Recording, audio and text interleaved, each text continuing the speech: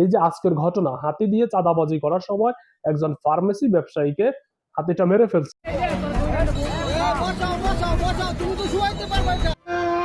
আপনার এলাকায় অথবা কোথাও আপনি হাতি দিয়ে এই ধরনের চাঁদাবাজি দেখেছেন কিনা? যদি দেখে থাকেন তাহলে অবশ্যই কমেন্ট করে জানিয়ে দিবেন।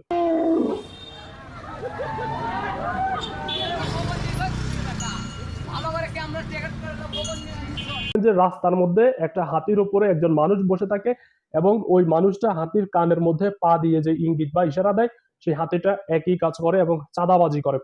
ওই যে ব্যক্তিটা উপরে বসে থাকে তাকে মাহুত বলে।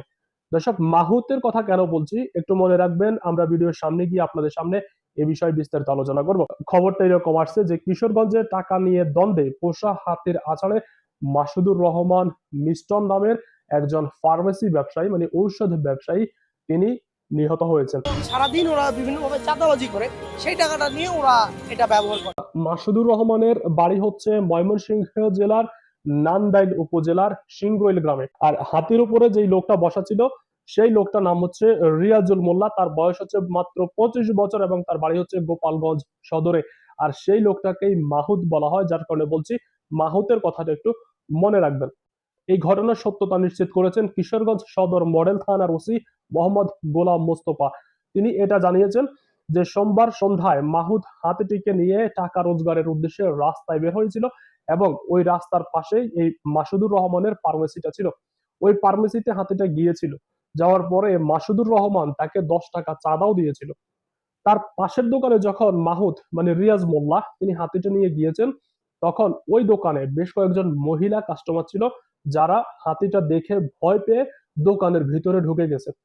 ওই দোকানদার হাতিটার ওই দোকানদার হাতিটাকে একটা লাঠি দিয়ে আঘাত করেছিল। সেখানে একটা তুমুল গন্ডগোল শুরু হয়ে গেছিল এবং সেখানে অনেকটা হই হুল্লোড় শুরু হওয়ার কারণে মাসুদুর রহমান, যেহেতু তিনি পাশের দোকানদার, তিনি দোকান থেকে বেরিয়ে আসছেন। এখন হাতিটাকে যখন আঘাত করা হয়েছে, হাতিটাকে যেহেতু আঘাত করা হয়েছে, ওই হাতিটা রাগের বশে মাসুদুর রহমানকে তার সুরের মধ্যে নিয়ে পেঁচাই তারপরে একটা আছাড় দিছে।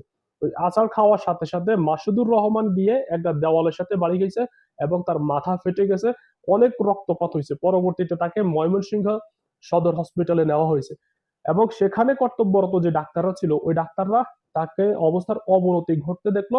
পরবর্তীতে তাকে ঢাকা মেডিকেল কলেজে পাঠাই দিছে।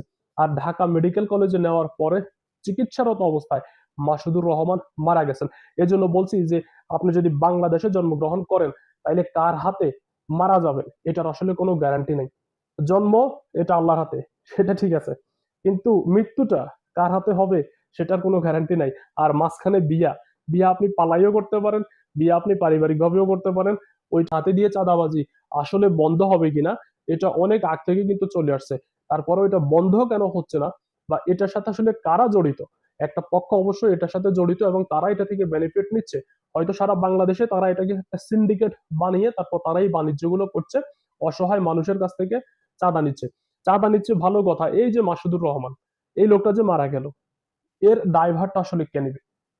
এর পরিবারের দায়ভারটা আসলে কে নিবে? এর পরিবারের ভরণ পোষণের দায়িত্বটা আসলে কে নিবে? অনুরোধ থাকবে, যদি আপনি এই ধরনের চাঁদাবাজি কখনো দেখেন তাহলে অবশ্যই আইন শৃঙ্খলা রক্ষাকারী বাহিনীকে জানাবেন, তারা হয়তো কোনো না কোনো ব্যবস্থা নিতে পারেন। আজ এ পর্যন্তই, দেখা হচ্ছে পরের ভিডিওতে। ভালো থাকবেন, সুস্থ থাকবেন, আল্লাহ হাফেজ।